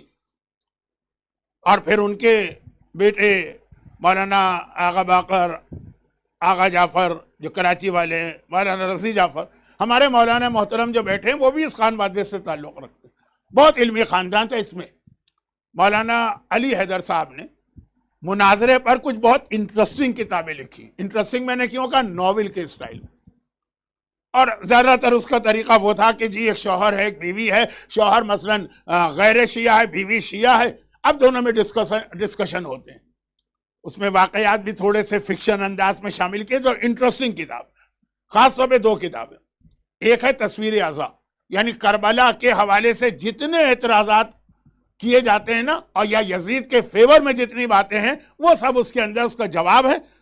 اہل سنت کی کتابوں سے ان کا مطالعہ اتنا تھا، اور انٹرسٹنگ ہے۔ مثلا آدمی جو ہے نا، جو زیادہ مذہبی کتابیں نہیں پڑھتا ہے نا، وہ بھی بور نہیں ہوگا، ناول چل رہا ہے۔ اور دوسری کتاب ہے ان کی جوہر قرآن۔ کتابیں بہت ہیں، یہ خاندان بہت قابل احترام، خاص طور پہ یہ باپ بیٹے حکیم سید علی حیدر، ان کے بیٹے مولانا سید علی حیدر۔ دوسری جوہر قرآن، قرآن کے حوالے سے جتنے اعتراضات شیعت پر ہیں، ناول، وہ بھی ناول، شوہر بیوی کا رات کے وقت جیسے میں نے کہا نا دسترخوان پہ جمع ہو تو باتیں کرے، اور باتیں کچھ اس میں واقعات، اور 250 250 نہیں، مور دین 250 ریفرنسز انہوں نے سنی کتابوں سے جمع کیے ہیں اس زمانے کی، کہ قرآن میں یہ تبدیلی ہوئی، قرآن میں یہ آیت تھی جو نکال دی گئی، قرآن کی وہ آیت نکال دی۔ ہمارا مسئلہ یہ ہے نا کہ ایک جب کبھی جھگڑا ہونا تو ایک طریقہ یہ ہوتا ہے کہ اس سے پہلے کہ دشمن کوئی اعتراض کرے تم ایگریسو بن کے اس میں آنکھیں نکالو۔ یہ غیروں نے، دشمنان اہل بیت نے ہمارے خلاف طریقہ اختیار کیا، ارے ہم پر چڑھ دوڑتے ہیں، تمہاری اتنی حدیثیں ہیں کہ قرآن میں تبدیلی آ گئی ہے، فلاں آیت بدل دی گئی۔ 250 سے زیادہ تو صرف ایک عالم نے ایک چھوٹی سی اردو کتاب میں حدیثیں جمع کی ہیں ان کی۔ 250 کو چھوٹا عدد نہیں ہے، جس میں سے ایک حدیث ہمارے ہاں بہت مشہور ہے کہ وہ سورہ احزاب تو بہت بڑا تھا، اس کا 2/3 تو ایک خاتون کی بکری کھا گئی۔ یہ حدیث ہے ان کی، بہت معتبر حدیث۔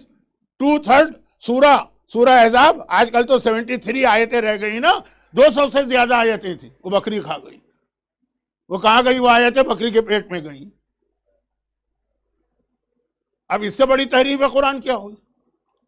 تقریباً تمام اہل سنت اس بات کو مانتے ہیں کہ پیغمبر کے ایک عظیم صحابی عبداللہ ابن مسعود معوذتین کو قرآن مانتے ہی نہیں تھے۔ یعنی معوذتین یعنی وہ 2 سورے جو اعوذ باللہ، اعوذ سے شروع ہوتے، قل اعوذ برب الفلق، قل اعوذ برب الناس، یہ 2 سورے عبداللہ ابن مسعود نے جو قرآن اچھا پیغمبر کی حدیث ہے کہ قرآن لو تو عبداللہ ابن مسعود سے، میں اپنی کوئی حدیث نہیں پڑھ رہا ہوں، غیروں کی، یہ میرا اسٹائل نہیں ہے، لیکن آج ضمنی بات آ گئی، قرآن ان سے لو۔ انہوں نے کہا یہ 2 سورے قرآن میں تھے ہی نہیں، میں نے رسول سے پورا قرآن سنا۔ یہ کیا ہے؟ یہ ایک تعویذ ہے۔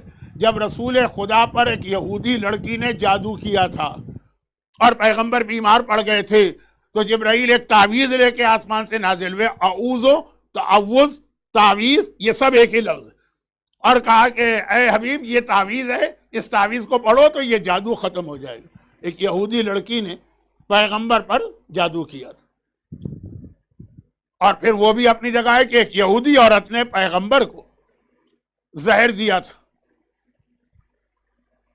وہ خیبر کے واقعے کے بعد۔ تو یہ 2 یہودیوں کے واقعات، ایک نے جادو کیا، ایک نے پیغمبر کو زہر دیا۔ کیونکہ یہ سیرت رسول اور شہادت رسول کا 4-5 مجالس کا سلسلہ ہے، تو بیچ میں یہ بات آ گئی۔ اب دیکھیے عبداللہ ابن مسعود کہتے ہیں اس کو قرآن میں کیوں لکھ رہے ہو؟ وہ لکھنے کے لیے بھی راضی نہیں تھے، مت لکھو، یہ قرآن ہے ہی نہیں، یہ تو ایک دعا آسمان سے نازل ہوئی۔ تحریف قرآن کا الزام ہم پر، قرآن انکمپلیٹ ہے، ہم ہیں، اس لیے کافر شیعہ کافر ہیں کیونکہ قرآن کو انکمپلیٹ مانتے ہیں۔ 250 حدیثیں تو آپ کو اس اردو کتاب میں مل جائیں گی جو PDF پر بھی موجود ہے انٹرنیٹ میں، لیکن ہم ذرا تھوڑا سا ڈیفینسو ہو جاتے ہیں یہ سن کے کہ بھائی اصول کافی میں بھی ایک حدیث آئی یا ایک اور کتاب میں ایک حدیث آئی، تو حدیثیں تو وہاں بھی آئی ہیں، اور 250 آئی ہیں، اور ایسی حدیث آئی ہیں کہ کسی کا قرآن بکری کھا گئی تو کسی نے کہا یہ دعا ہے ہی نہیں، یہ تعویذ۔ اور یہ بھی آپ کے علم میں کہ وہ آج بھی ڈسکشن ہے ان کے ہاں کہ الحمد کا سورہ قرآن ہے کہ قرآن نہیں ہے۔ الحمد سورہ فاتحہ کہ اگر وہ قرآن ہے تو پہلے پارے کا نام الحمد کیوں نہیں ہے، الف لام میم کیوں ہے؟ اب یہ سارے میرے موضوعات نہیں، میں تو اس لیے آ گیا کہ مرجعیت پہ جو اٹیک ہوتا ہے، جو ہماری ریڈ لائن ہے، جو غیبت امام میں ہمارا سب سے بڑا پروٹیکشن ہے۔ اور ایک جملہ میں اور کہہ رہا ہوں، اس بڈھے کی جو قبر میں پاؤں لٹکائے نہیں بیٹھا ہے، سینے تک قبر میں جا چکا ہے، کسی وقت بھی اب جا سکتا ہوں، اور میں انتظار کر رہا ہوں۔ میرے اساتذہ، میرے دوست، میرے فرینڈ سرکل، میرے حوزے کے ساتھی، میرے شاگرد، وہ سب وہاں پہنچ چکے ہیں، مجھے بھی ان کو جوائن کرنا، بہت جلدی جوائن کرنا ہے۔ لیکن یہ بات یاد رکھیے، اس وقت عرب میڈیا میں ایک مسئلہ بہت زیادہ ہاٹ ایشو بنا ہوا کہ who will be the مرجع آفٹر آغا سیستانی، اور اتنے زیادہ اس کے اندر ڈیفرنٹ لابیز انوالو ہوئی ہیں، ہر ایک اپنا اپنا مرجع بنا رہا ہے، اور ان میں کچھ ایسے مرجع بنے ہوئے ہیں یعنی جو حوزہ علمیہ میں پڑھیں، حوزہ علمیہ میں رہیں۔ پہلے ہمارے یہاں ایک کرائیٹیریا تھا پاکستان میں جس کا میں وکٹم بنا ہوں، لیکن خیر الحمدللہ، وہ یہ کہ ابا قبا امامے میں جو آتے ہیں وہ صحیح بات کرتے ہیں، شیروانی ٹوپی والے قوم کو گمراہ کرتے ہیں. مجھے بھی کئی لوگوں نے کہا مولانا اپنا ڈریس چینج کر لیجیے، آپ کے اسٹوڈنٹ سب ابا قبا امامے والے. میں نے کہا میں اس وجہ سے تو ڈریس چینج نہیں کروں گا، لیکن خیر وہ ایک الگ چیز. اب جو گمراہی آ رہی، سب کی بات نہیں کر رہا ہوں، یہ قابل احترام علماء نہ ہوتے تو اتنا دین بھی آپ تک نہ پہنچتا. لیکن اب جو پلانٹ کیے گئے ہیں وہ امامہ بھی پہنتے ہیں، ابا بھی پہنتے ہیں اور قبا بھی پہنتے ہیں، اور آپ کو کنفیوز کرتے ہیں. اچھا میں اپنے انڈیا پاکستان کے علماء کی بات نہیں کرتا ہوں، کیونکہ ابھی تک ہمارے یہاں ایک احترام ہے حوزے کے پڑھے ہوئے علماء کا، حوزے کی بات کر رہا ہوں، اور انڈیا پاکستان کے نہیں، عرب دنیا کے. اب دیکھیے ایک آدمی کہہ رہا ہے میں شیعہ مرجع ہوں، لیکن امام زمانہ پیدا ہی نہیں ہوئے تھے، غلط نظریہ آئی. 11ویں امام جن کی شہادت آپ اگلے ہفتے منائیں گے وہ لاولت ہے، اور اس کی تقلید آلریڈی شروع کی جا چکی ہے. آج کا زمانہ مارکیٹنگ کا زمانہ ہے. اب یہ بچوں کو کیا پتا کون مرجع ہے، کیسے کرائیٹیریا کیا ہے، کیسے پہچان ہوگی. وہاں تو گوگل پہ جاتے ہیں، گوگل کا سسٹم جو ہے نا وہ جن کے ہاتھ میں، آپ ایک مرتبہ آپ جا کے ٹائپ کریں تو وہاں پہ آ جائے گا فرسٹ مرجع فرام نارتھ امریکہ. کچھ بھی نہیں ہے جو آدمی، لیکن نارتھ امریکہ میں بیٹھا ہے، ویب سائٹ یہ بنائی، یہ نام یہ رکھا اپنا، بس پہلا نام وہی آتا. لیکن وہ تو چھوڑیے، جو سنجیدہ دیندار جاننے والے لوگ ہیں ان کے لیے بھی اتنا بڑا پرابلم کریٹ کیا جا رہا. کیا گئے سیسانی 1928 میں پیدا ہوئے، 1924 ہے تو 96 انگریزی حساب سے، اسلامی حساب سے 99 کی ایج ہے. اب وہ کہہ رہے ہیں کہ بس اب تو خدا نہ خاصا کسی وقت پہ انتقال ہوگا، اب یہ مرجع آئے گا. اور وہ ایسا نہیں ہے کہ بالکل کسی جاہل کو ابا قبا امامہ پہنا کے بٹھا دیا. ہمفرے کے اعترافات ایک کتاب ہے، اس کے اندر جو ہے وہ نہیں، باقاعدہ فل فلیج حوزے میں تعلیم حاصل کی، ان کو داخل کیا گیا، باقاعدہ انہوں نے جو لباس پہنا تو ایک جو پراپر وے ہوتا ہے، اور اس کے بعد یہ چیز. تو اب اس کے اندر یہ جو ایک بہت بڑا خطرہ ہے نا، یہ مرجعیت کے ریڈ لائن کراس ہو رہی. جتنا زیادہ ہم اب دو طرح سے اٹیک ہو رہے ہیں. ایک اٹیک یہ کہ مرجعیت ہی غلط، قرآن ایک، میں نے کہا قرآن تک میں اختلاف نہیں ہم لوگ ہائی لائٹ کرنا چاہتے. کیوں کنفیوز کریں عوام کو کہ جن کا کم از کم قرآن پہ تو پورا ٹرسٹ ہے، اور ہم سب کا ہے، ہم سب کا ٹرسٹ ہے، لیکن اختلافی بات کی وجہ بتا رہا ہوں. مثلا سورہ بقرہ کی ایک آیت، اس کا ایک لفظ ایسا، ایک لفظ میں پڑھنا نہیں چاہتا، ٹائم ہو گیا ہے. یطہرنا یا یطہرنا تشدید ہے کہ نہیں؟ یہ بچہ جانتا ہوگا، مدرسے میں پڑھتے ہیں تشدید ہے کہ نہیں. یہ ایک اختلاف ہے آیت میں، اس پر وہ تشدید ہے کہ نہیں. اچھا اس سے کیا فرق پڑا؟ یہ آیت کہاں آئی ہے کہ ایک عورت جب ماہانہ نجاست میں ہوتی ہے اور اس کے بعد وہ نجاست اس کی بند ہو جاتی، ہر مہینے نیچرل سائیکل ہے. تو اب اس کے بعد اگر تشدید کے ساتھ پڑھیں تو یہ ہے کہ جب تک کہ غسل نہیں کرے گی شوہر بیوی کے ریلیشن حرام رہیں. اب بغیر تشدید کے پڑھیں تو کہا کہ جب نجاست ختم ہو جائے تب ریلیشن جائز ہو جائے. حرام اور حلال کا فرق آ رہا ہے ایک اتنی سی تشدید میں. اور یہ قرآن کی بات کر رہا ہوں، یہ قرآن تو حدیثوں کا جو میں نے بتا دیا بہت آسان ہے. منہ کھول کے کہہ دینا کہ مراجع میں اختلاف کیوں ہے جبکہ قرآن ایک ہے اور قول امام ایک. وہی بات ہے کہ جتنا اس چیز کو ہائی لائٹ کریں گے خود ہی شرمندگی بھی ہوتی ہے کہ عوام کنفیوز نہ ہو جائیں. جن کا ٹرسٹ ہے کم از کم وہ تو باقی رہے، لیکن جب وہ سامنے والا قرآن کے حوالے سے، قول امام کے حوالے سے ایسا غلط کنسپٹ ہمارے بچوں کے ذہن میں بٹھا رہا ہے اپنے ویڈیو کلپ سے، تو ان کو بتانا پڑتا کہ مراجع کو کتنی محنت کرنا پڑ رہی ان اختلافات، ڈسپائٹ دیٹ اختلافات صحیح مسئلہ ہم تک پہنچانے. اس میں اگر 5% مسائل میں اختلاف ہو گیا تو یہ بھی ایک معجزہ ہے. 95 میں اختلاف ہونا چاہیے، یہ بھی ایک معجزہ ہے کہ 95 میں اختلاف نہیں، صرف 5%، اور اسی 5% کو ہائی لائٹ کیا جاتا. جیسے ایک جملہ آپ سنتے ہیں نا کہ مکھی کی خاصیت یہ ہے کہ ساری چیزیں چھوڑ کے جا کے بیٹھے کہ خالی گندگی پر. یہی طریقہ اختیار. 95 اتفاقی مسئلے مراجع کے ہیں، اس کو نہیں ہائی لائٹ کرتے. کہ اتنے سارے مراجع 1400 سال سے تاریخ میں گزرے، دیکھیے 95 مراجع میں کوئی اختلاف نہیں، سب ایک دوسرے کا نظریہ مانتے ہیں، یہی 5%۔ مجھے معلوم ہے کہ اس وقت ینگ جنریشن میں سب سے پاپولر کلپ امریکہ کی کس شخصیت کے ہیں اور اس کا کیا زہر ان بچوں کے ذہن میں جا رہا، تو اس لیے میں نے کہا کہ کم از کم آپ کو معلوم ہو تو آپ، کیونکہ میں تو ان بچوں کی لینگویج نہیں جانتا، وہ میری لینگویج نہیں جانتے، ثواب کے لیے بیٹھ جاتے ہیں مجلسوں میں، وہ بھی کچھ، زیادہ تر تو واقعا نہیں آتے، یعنی سمجھ میں آتا ہے کہ ان کی یہ اتنی مشکل مجلس کیسے سمجھیں۔ تو آپ ایک میڈیم بنے، ہماری عورتیں ایک میڈیم بنے، تھوڑا ان کو تھوڑا سمجھائیں، جتنی آپ کی کیپیسٹی ہے اس میں حد سے زیادہ نہ بڑھیں، ورنہ پھر آپ سے بھی بلنڈر ہوں۔ اطاعت رسول آج کے دور میں ممکن ہی نہیں ہے جب تک کہ آپ مرجعیت کے دامن کو نہ تھامیں، کیونکہ ریزن میں دے رہا ہوں کہ چھٹے امام نے کہا تمہارا ہر ایکشن اکارڈنگ ٹو رسول اللہ ہونا چاہیے۔ یہ ہمیں پتہ کیسے چلے کہ ہمارے ہر ایکشن کے لیے رسول نے کیا انسٹرکشن دی؟ آپ 2، 4، 5% گوگل سے ڈھونڈ کے نکال سکتے ہوں گے حدیث سے، وہ بھی کیا آپ کو پتا کہ الاستفسار فی مختلف فی من الاخبار، یہ اس کتاب کی حدیث تو نہیں ہے کہ جس میں کنٹرڈکشن ہے۔ اتنا سا مسئلہ کہ اگر ایک بکری مر گئی خود بخود اس کا گوشت حرام ہے نا، یا غیر اسلامی طریقے سے راوی نے پوچھا مولا لیکن اس کے جسم میں جو دودھ ہے اس کا کیا حکم ہے؟ ایک امام نے کہا وہ بھی حرام ہے اور دوسرے نے کہا وہ حلال ہے، وہ استعمال کرو۔ اب کہہ رہا ہوں کہ چھوٹی سے لے کے بڑی نجاست طہارت سے لے کے اسلامی سزاؤں تک کے بارے میں یہ حدیث ہے۔ تو مرجعیت کو پکڑنا ہے، تب جہاں سے بات شروع ہوئی تھی سلموا تسلیما، آنے والی کل کی مجلس آخری مجلس ہے اس سلسلے کی، اطاعت رسول کا موضوع چل رہا ہے، اور کل شب جمعہ بھی۔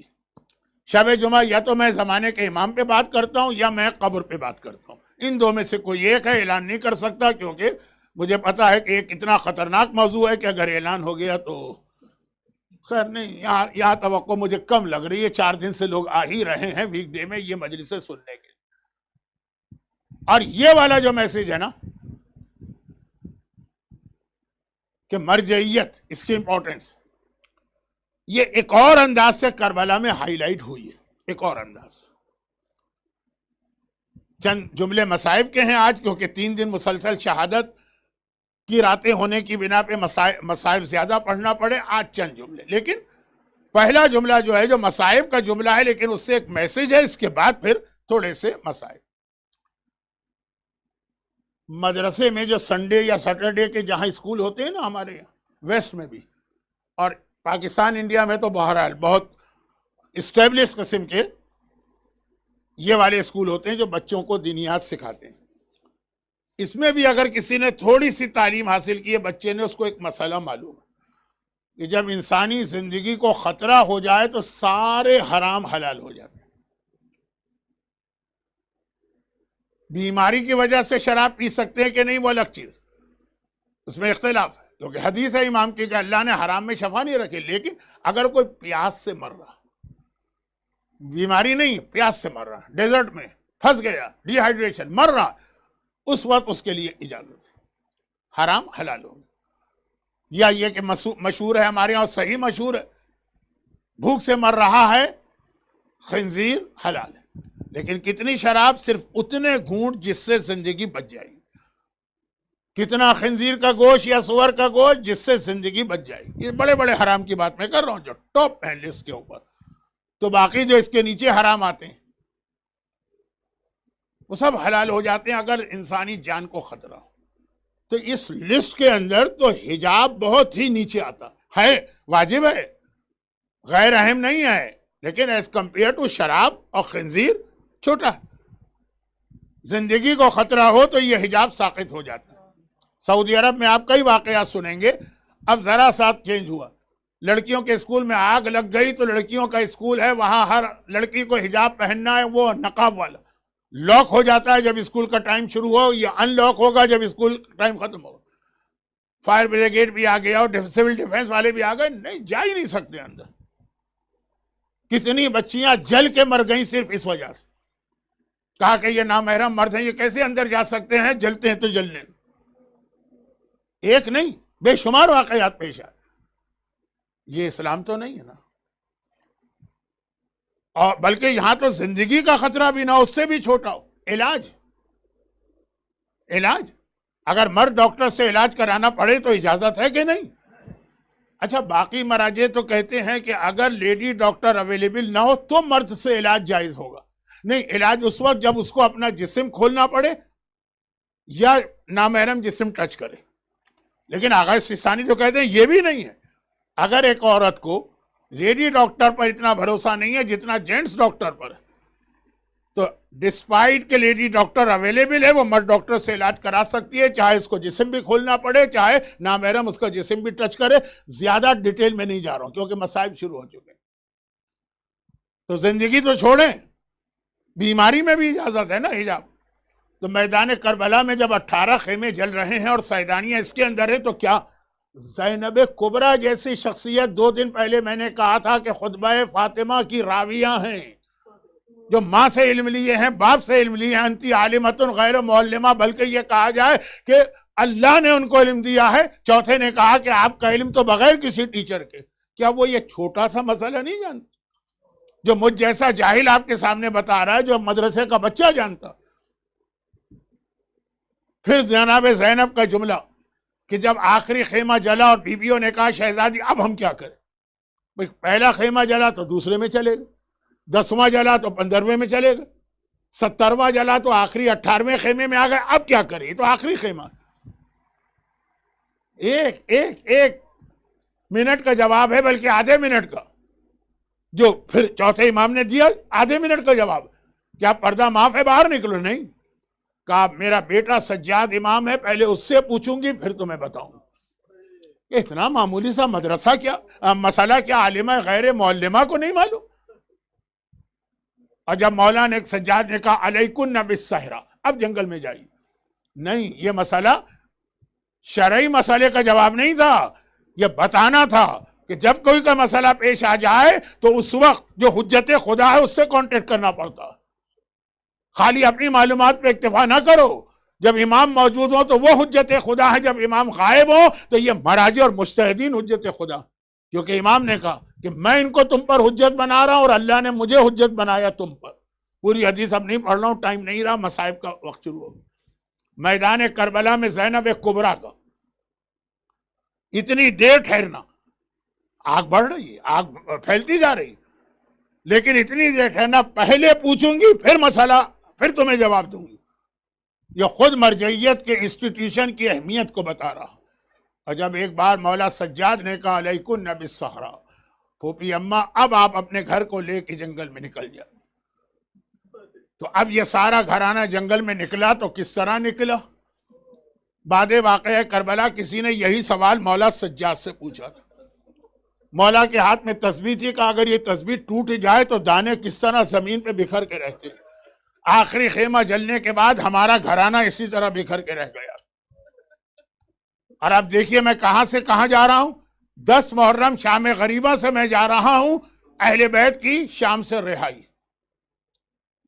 صرف 2 جملے یہ تو میں نے کہہ دیا کہ زینب کبریٰ کو یہ بتانا تھا کہ اہمیت کتنی ہے کہ اس سے مسئلہ پوچھو جو حجت خدا. زینب نے بتا دی. ہم اور آپ جانتے ہیں زینب کون ہے، مگر کوئی دشمن کہہ سکتا ہے کہ نہیں بھائی یہ سوال بتا رہا ہے کہ زینب کو آپ نے اتنا زیادہ افضل مانا ہے، ان کی تو معلومات عام عورت سے بھی کم ہے. کوئی کہہ سکتا ہے نا، دشمن تو اپنے حساب سے کہے گا. تو اب مولا سجاد کو یہ بتانا ہے کہ میری پھوپھی کا اسٹیٹس کیا ہے، زینب کو یہ بتانا ہے کہ سجاد کا اسٹیٹس کیا ہے. یہ جملہ ذرا سا نگیٹو سینس دے رہا ہے تو کل کی مجلس کے شروع میں آئے گا. بتانا ہے سجاد، اور سجاد کو بتانا ہے کہ زینب کا اسٹیٹس کیا. وہ دن آ گیا جب یزید اہل بیت کو رہا کرنے جا رہا. مولا سجاد کو بلاتا ہے دربار میں اور کہتا ہے کہ میں آپ کو رہا کرنا چاہتا ہوں. مولا سجاد کا جملہ کیا تھا؟ مولا سجاد نے کہا جب سے کربلا کا واقعہ پیش آیا ہے میں نے پھوپھی زینب کے مشورے کے بغیر کوئی قدم نہیں اٹھایا. پہلے جا کے پھوپھی اماں سے پوچھوں گا، وہ جو کہیں گی وہ میرا جواب ہوگا. یعنی میں اب بہت سمرائز کر دوں اپنے اس پوائنٹ کو. کربلا میں زینب نے امامت کا انتظار کیا، شام میں امامت نے زینب کا انتظار کیا.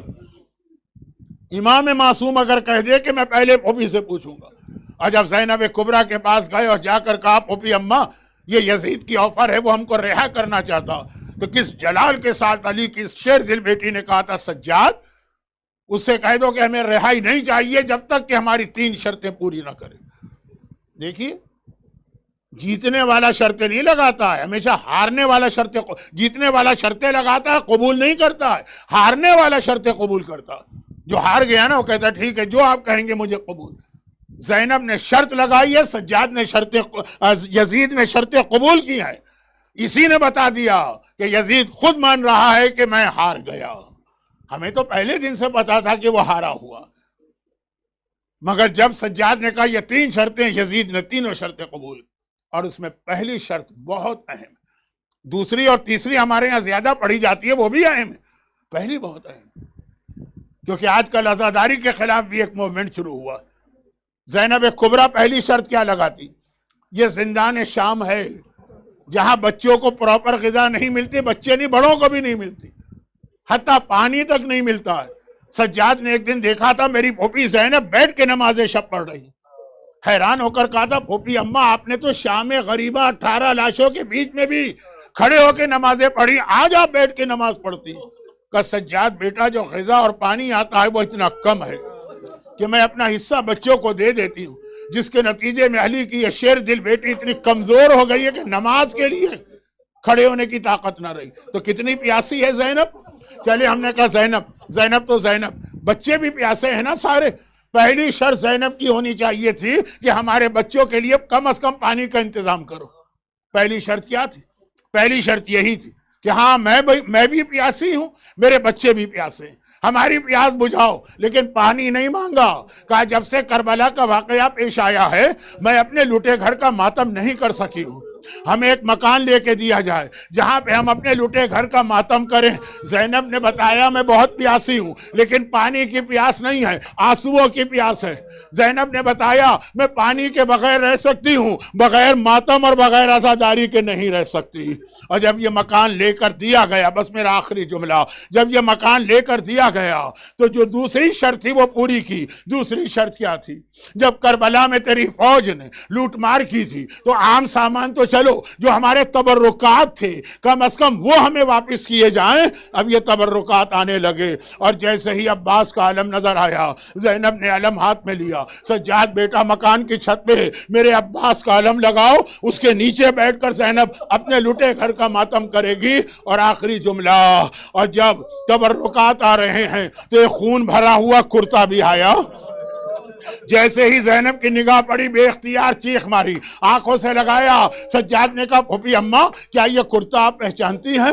کہا سجاد بیٹا بھلا میں نہ پہچانوں گی، میں بہت چھوٹی تھی جب میری ماں مدینے میں یہی کرتا سیتی جاتی تھی، روتی جاتی تھی۔ میں نے پوچھا ماں یہ کرتا سیتے ہوئے کیوں رو رہی ہے؟ تو میری ماں نے کہا تھا زینب جب کربلا میں میرے لال کے گلے پر قاتل کا خنجر چلے گا تب میرا حسین یہی کرتا پہنے۔ الا ولعنۃ اللہ علی اعدائہم اجمعین۔ پروردگارا میرے مظلوم آقا سید الساجدین کے ان مصائب کا ام المصائب زینب کبریٰ کے اس امتحان کا واسطہ، زینب کبریٰ اور سجاد کے ماننے والے جو آج کی مجلس میں موجود ہیں، ان کو، ان کے گھروں کو، ان کے گھر والوں کو، ان کی اولادوں کو ہر آفت و پریشانی سے محفوظ فرما، بلکہ دنیا بھر میں جہاں جہاں شیعان حیدر کرار اور عزادارانہ نے امام مظلوم ہیں ان کی جان، مال، عزت، آبرو اور اولاد کی حفاظت فرما۔ صف عذاب گریہ کرنے والوں کے گریے کا واسطہ ان کی تمام حاجتوں کو پورا فرما۔